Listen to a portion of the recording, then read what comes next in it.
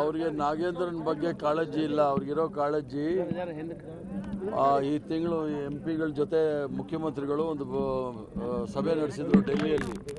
ಅಲ್ಲಿ ಸಭೆ ನಡೆಸಿ ಕರ್ನಾಟಕ ರಾಜ್ಯದಲ್ಲಿ ಬರಪೀಡಿತ ಪ್ರದೇಶ 18 ಜಿಲ್ಲೆಗಳಲ್ಲಿ ಭಾಳ ಗಂಭೀರವಾದ ಪರಿಸ್ಥಿತಿ ಇದೆ. ಅದಕ್ಕೇನಾದರೂ ಪರಿಹಾರ ಸಿಗಬೇಕು, 10,000 ಕೋಟಿ ಕೊಡಬೇಕು ಅಂತೇಳಿ ಒಂದು ಬೇಡಿಕೆಯನ್ನು ಇಟ್ಟಿದ್ರು.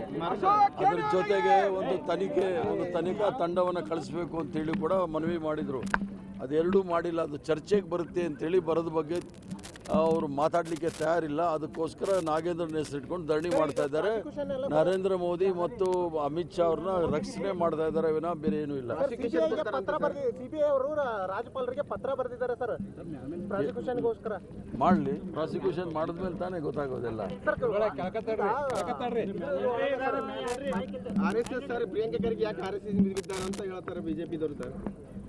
ಅದು ದೇಶದ ವಿರೋಧಿ ಚಟುವಟಿಕೆಗಳು ಮಾಡಿದಾಗ ಅದರ ವಿರುದ್ಧ ನಾವು ಮಾತಾಡಬೇಕಾಗುತ್ತೆ. ಈ ದೇಶದ ಸ್ವತಂತ್ರ ಹೋರಾಟದ ವಿರುದ್ಧ ಇದ್ದವರು RSS ಅವರು. ಸ್ವತಂತ್ರ ಹೋರಾಟದಲ್ಲಿ ಯಾರೂ ಸಹ ಪಾಲ್ಗೊಂಡಿರಲಿಲ್ಲ. ಅವ್ರನ್ನೇನು ತಲೆ ಮೇಲೆ ಇಟ್ಕೊಂಡು ಸುತ್ತಕ್ಕಾಗುತ್ತಾ? ಸ್ವತಂತ್ರ ಹೋರಾಟದ ಆಶಯಗಳೇನಿತ್ತು ಅದನ್ನು ಬುಡಮೇಲು ಮಾಡೋಕ್ಕೆ ಪ್ರಯತ್ನ ಮಾಡ್ತಾ ಇದ್ದಾರೆ. ಸಂವಿಧಾನ ವಿರೋಧಿಗಳು, ರಾಷ್ಟ್ರಗೀತೆ ವಿರೋಧಿಗಳು, ರಾಷ್ಟ್ರಗಾನ ವಿರೋಧಿಗಳು, ತ್ರಿವರ್ಣ ಧ್ವಜದ ವಿರೋಧಿಗಳು. ಅವ್ರಿಗೇನು ನಾವು ಪೂಜೆ ಮಾಡೋಕ್ಕಾಗುತ್ತಾ? ಅವ್ರ ವಿರೋಧ ಮಾಡಲೇಬೇಕು, ಮಾಡ್ತೀವಿ.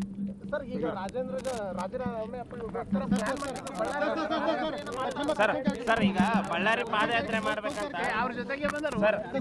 ಬಳ್ಳಾರಿ ಪಾದಯಾತ್ರೆ ಮಾಡ್ಬೇಕಂತ ಹೊಟ್ಟಿದ್ರು. ಅದು ಯಾಕೆ ಸರ್ ವಿರೋಧನೆ ಅವರಲ್ಲೇ ವಿರೋಧ ವ್ಯಕ್ತ ಆಗ್ತಿದೆ? ಮಾಡಲಿ, ಅವ್ರು ಮಾಡಲಿ, ತೊಂದರೆ ಇಲ್ಲ.